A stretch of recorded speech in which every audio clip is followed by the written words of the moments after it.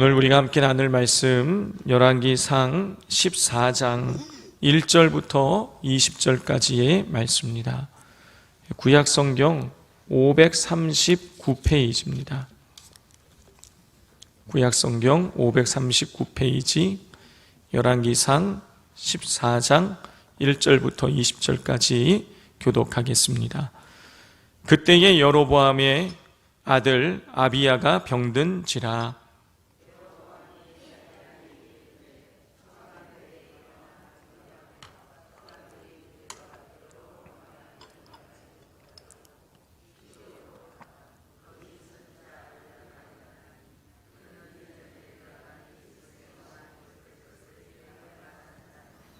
그대의 손에 떡 10개와 과자와 꿀 한 병을 가지고 그에게 가라. 그가 그대에게 이 아이가 어떻게 될지를 알게 하리라.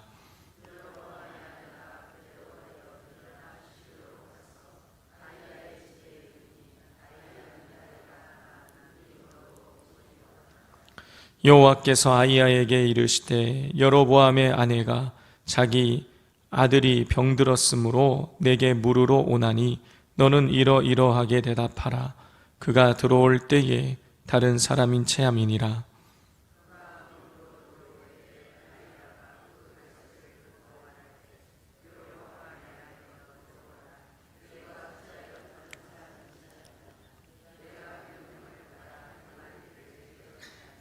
가서 여로보암에게 말하라. 이스라엘의 하나님 여호와의 말씀이 내가 너를 백성 중에서 들어 내 백성 이스라엘의 주권자가 되게 하고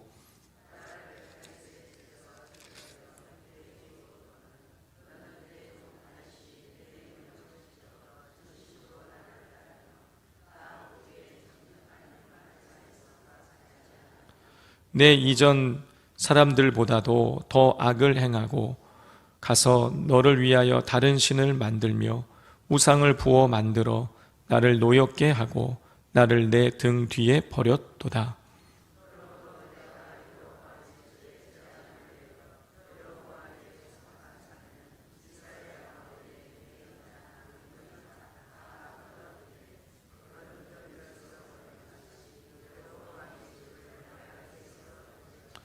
여로보암에게 속한 자가 성읍에서 죽은즉 개가 먹고 들에서 죽은즉 공중의 새가 먹으리니 이는 여호와께서 말씀하셨음이니라 하셨나니.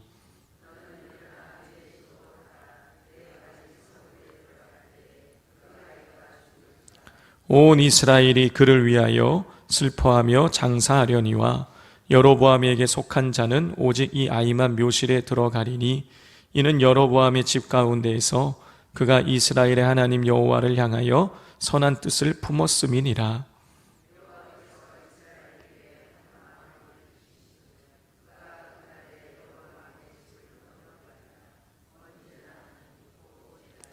여호와께서 이스라엘을 쳐서 물에서 흔들리는 갈대같이 되게 하시고 이스라엘을 그의 조상들에게 주신 이 좋은 땅에서 뽑아 그들을 강 너머로 흩으시리니 그들이 아세라상을 만들어 여호와를 진노하게 하였음이니라.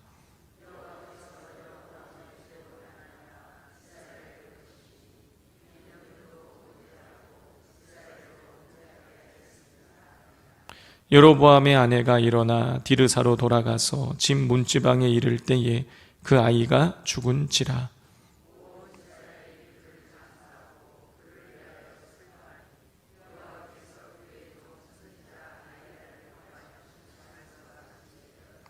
여로보암의 그 남은 행정 곧 그가 어떻게 싸웠는지와 어떻게 다스렸는지는 이스라엘 왕 역대지략에 기록되니라. 여로보암이 왕이 된 지 22년이라. 그가 그의 조상들과 함께 잠에 그의 아들 나답이 대신하여 왕이 되니라. 아멘. 오늘 본문 말씀에는 북이스라엘의 첫 번째 왕 여로보암에 대한 이야기가 이어집니다. 자, 어제도 정희선 목사님께서 설교하시면서 간략하게 정리를 한번 해주셨는데요. 자, 여로보암은 이 솔로몬이 말년에 타락하자 하나님께서 택한 사람이었죠. 이 솔로몬 말년에 솔로몬이 우상 숭배하자 하나님께서는 아히야 선지자를 보내셨습니다. 그래서 그 이스라엘의 10개 지파를 여로보암에게 주어서 다스리게 하겠다, 여로보암을 왕으로 삼겠다, 그렇게 말씀을 뜻을 전하셨어요. 그러시면서 주신 말씀이 뭐냐면 다윗의 행함같이 행하게 되면 너의 나라가 견고하게 될 것이다. 자, 이렇게 약속을 해 주셨습니다. 자, 그런데 하나님의 뜻대로 그렇게 해서 10개 지파의 왕이 된 여로보암이었는데 다윗의 행함같이 행하지 않았죠. 이 여로보암은 북이스라엘의 백성들이 남쪽에 있는 예루살렘 성전에 가서 자꾸 그곳에 가서 절기 지키고 제사 드리는 것이 굉장히 불안했습니다. 여로보암은 혼자 생각한 거예요. 자신의 백성들이 저렇게 솔로몬에 있는 그 성전에 가서 자꾸 예배를 제사 드리고 왕래를 하다 보면 그들의 마음이 남쪽의 왕, 남유다의 왕 르호보암에게로 돌이켜서서 나를 죽일지 모른다. 그래서 어떻게 합니까? 자기 나라 북이스라엘의 남쪽과 북쪽 단과 베델에 금 송아지를 세우지요. 그리고 너희들 예루살렘 성전에 가지 말고 여기에서 예배해라. 이 송아지가 너희를 인도한 너희를 애굽 땅에서 인도해낸 너희의 하나님이다. 이렇게 해서 온 북이스라엘의 백성들을 우상 숭배하게 만들지요. 또 자기만 우상 숭배한 것이 아닙니다. 또 백성들만 우상 숭배한 게 아니라 자기도 우상 숭배했어요. 또 레위인을 제사장으로 삼았어야 되는데 레위인 아닌 사람을 제사장으로 삼고, 그리고 절기가 하나님께서 말씀하신 절기가 아닌 날을 절기로 만들어서 지키게 하는 등 하나님께서 명하지 않으신 하나님의 뜻에 어긋난 일을 너무나 많이 하였습니다. 그래서 하나님께서는 이름은 성경에 나오지 않지만 그냥 하나님의 사람이라고 되어 있는 사람을 보내셔서 경고하셨죠. 그 제단을 무너뜨리시고 그의 손을 굳게 하기도 하시고, 그렇게 하셨음에도 불구하고 여로보암은 깨닫지 않았습니다. 그는 계속해서 우상 숭배를 하며 레위인 아닌 사람을 제사장으로 삼고 다른 절기를 지켰어요. 자, 이 결과가 오늘 이 본문에 나옵니다. 우리 1절 말씀 같이 읽겠습니다. 그때에 여로보암의 아들 아비야가 병든지라. 이 여로보암의 아들이 병들었다 기록하고 있어요. 그런데 1절 시작을 보면 뭐라고 기록되어 있습니까? 그때에 이렇게 있어요. 그때에. 이 그때가 언제냐? 제가 이 앞서 말씀드린 그 모든 일, 하나님의 사람을 그렇게 불순종해서 하나님께서 하나님의 사람을 보내서 경고했음에도 불구하고 하나님의 그 경고를 받지 않고 계속해서 우상 숭배하며 하나님께 불순종하고 있는 그때를 말하는 거예요. 여로보암이 하나님께서 기회를 주셨음에도 불구하고 돌이키지 않자 하나님께서는 여로보암의 아들 아비야를 병들게 하셨습니다. 자, 그래서 여로보암이 어떻게 합니까? 자기의 아내를, 여로보암의 아내를, 이 여로보암 왕의 아내인 것이 얼마나 티가 많이 나겠어요. 근데 변장을 시켜가지고 누구에게 보내느냐? 자기에게 하나님께서 솔로몬을 나라를 찢어서 10지파를 찢어서 주시겠다고 그 말씀을 전하였던 아히야 선지자에게 보내는 거예요. 아히야 선지자에게 가면 아들이 어떻게 될지를 그 사람이 알려줄 것이다. 그래서 여로보암의 부인이 변장을 하고, 여로보암의 부인이 아닌 것처럼 변장을 하고 아히야 선지자를 찾아가는 것이죠. 자, 아히야 선지자에게 그런 하나님 말씀하시는 거예요.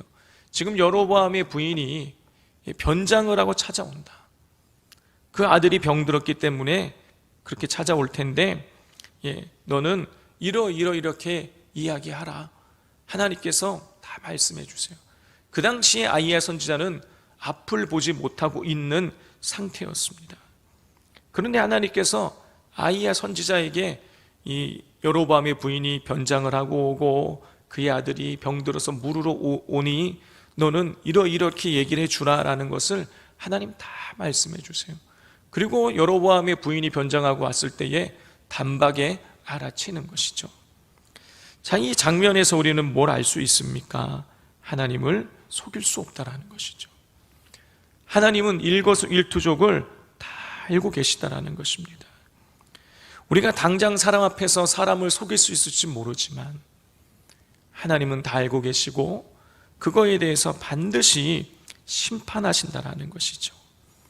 그러므로 우리는 하나님 앞에서 정직하게 살아가야 하는 것입니다. 자, 여로보암의 부인이 찾아오자 하나님께서는 아히야 선지자를 통해서 여로보암에 대한 두 가지 심판을 예고하십니다. 첫 번째 심판이 10절부터 12절에 나오는데요, 한번 교독해 보겠습니다. 10절입니다.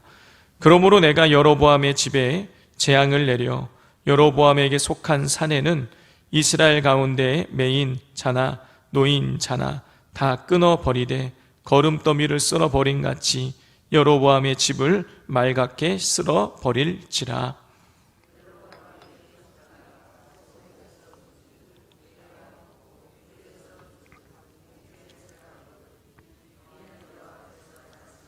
함께 읽겠습니다. 너는 일어나 내 집으로 가라. 내 발이 성읍에 들어갈 때에 그 아이가 죽을지라.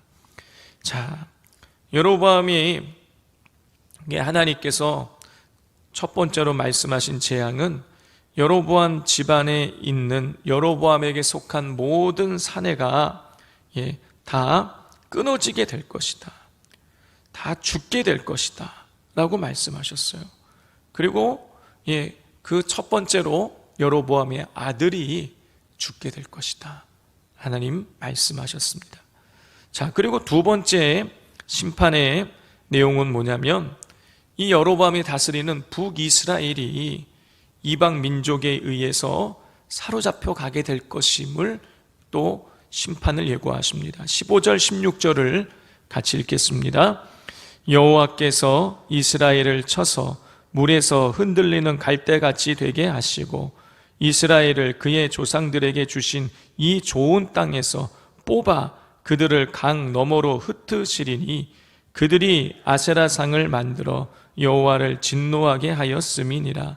여호와께서 여로보암의 죄로 말미암아 이스라엘을 버리시리니 이는 그도 범죄하고 이스라엘로 범죄하게 하였음이니라 하니라. 방금 읽은 그대로예요. 여로보암에 대해서 심판을 예고하시는데 이 북이스라엘, 네가 다스리는 나라를 이 좋은 땅, 가나안 땅에서 뽑아서 내가 강 건너로 흩어버리겠다. 자, 무슨 뜻입니까? 북이스라엘을 망하게 하시겠다라는 거예요.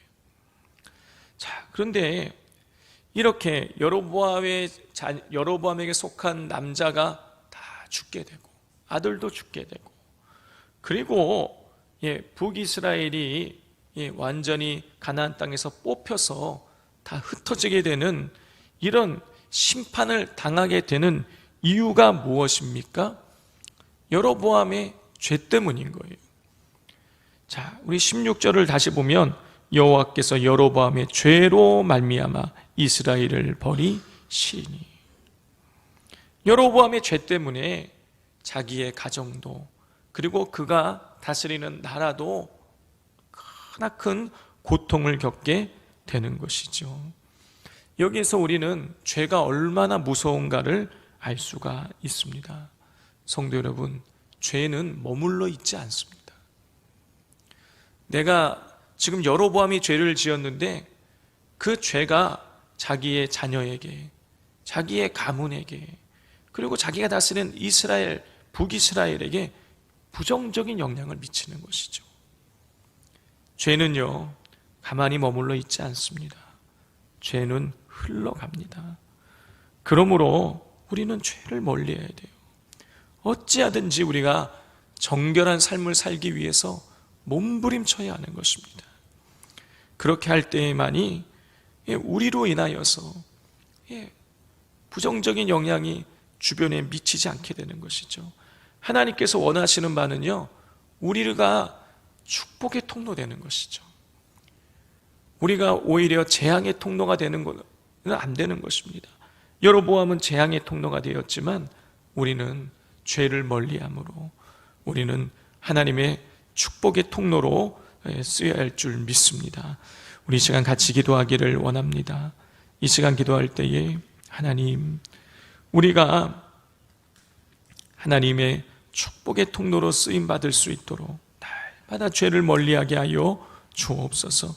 하나님, 또한 우리가 하나님을 속일 수 없음을, 사람은 속여도 하나님을 속일 수 없고 하나님을 속이며 죄를 지을 때에 결국에는 심판받는다는 이 사실을 기억하면서 하나님 앞에서 우리가 정직하게 살아갈 수 있게 해달라고 기도해 주십시오. 또 우리 김일련 우리 인후건설 대표, 우리 하나님께서 건강 붙잡아 주시고 또 그 막힌 그 자금줄들이 완전히 풀려지게 해 주셔서 하나님 모든 공정들이 우리 교회뿐만이 아니라 인후종합건설이 건설하고 있는 교회가 10여 개가 됩니다.